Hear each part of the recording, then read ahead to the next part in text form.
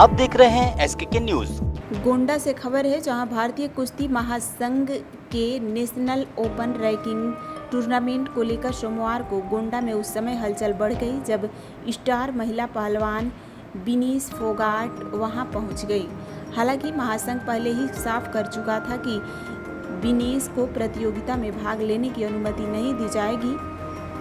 WFI ने कुछ दिन पहले ही कारण बताओ नोटिस जारी करते हुए कहा था कि 26 जून 2026 तक किसी भी प्रतियोगिता में हिस्सा लेने के अयोग्य हैं। महासंघ के अनुसार पेरिस ओलंपिक के बाद संन्यास लेने के कारण उनकी आपसी पर रिटायर्ड खिलाड़ियों से जुड़े नियम लागू होते हैं और आवश्यक नोटिस अवधि पूरी करना अनिवार्य है। साथ ही उनके खिलाफ चल रही अनुशासनात्मक कार्रवाई का हवाला देते हुए कहा गया कि सुनवाई पूरी होने तक उन्हें प्रतिस्पर्धा में उतरने की अनुमति नहीं दी जा सकती।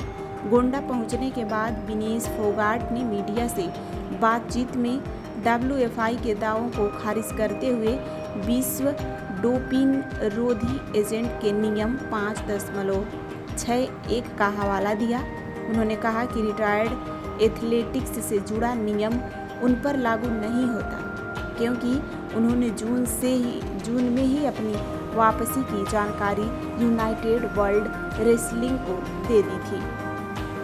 विनीश ने दावा किया कि उन्होंने आपसी से जुड़े सभी नियमों का पालन किया है और उन्हें प्रतियोगिता में हिस्सा लेने से रोकना गलत है।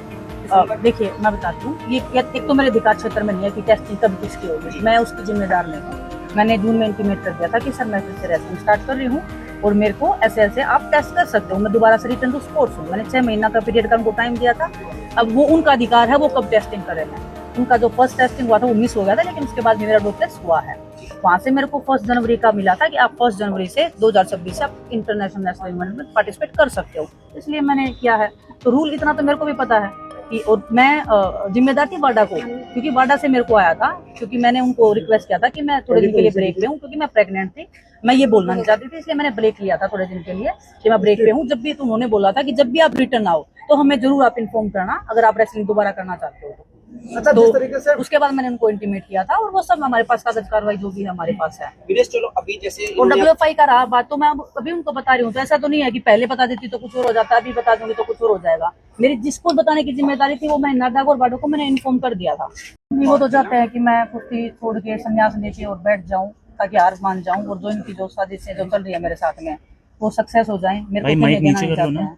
मैंने जो शो पोस्ट नोटिस मिला था, क्योंकि उन्होंने फ्राइडे को दिया, मेरे पास टाइम ही नहीं था फिल करने का। मेरे को वेट भी घटाना होता है, कंपटीशन की तैयारी कर रही हूँ। ऑब्वियस सी बात है कि मैं जितना छोटा शॉर्ट रिप्लाई दे सकती हूँ, मैंने जितना एक्सप्लेनेशन देने की ट्राई की है। और मैंने बोला कि 14 दिन के टाइम में मैं पूरा आपको डिटेल में जवाब दूंगी, लेकिन मेरे को टाइम तो चाहिए ना उसके लिए। उससे पहले ही आप मेरे को दोषी कैसे मान सकते हैं?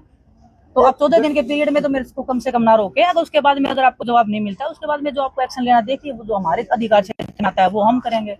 लेकिन वो अड़े हुए हैं कि नहीं, 14 दिन वाला जो जवाब है हमें फुल डिटेल में रिप्लाई दो। तो मैं बोली आपको मैंने 12 दिसंबर को लेटर भेजा था कि मैं रिटर्न टू स्पोर्ट कर रही हूँ, मैंने ट्रेनिंग स्टार्ट कर दी है और मैं खेलना चाहती हूँ।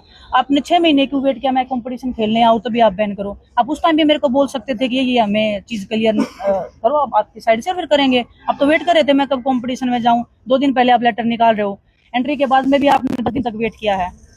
पूरी प्लान चल रही है।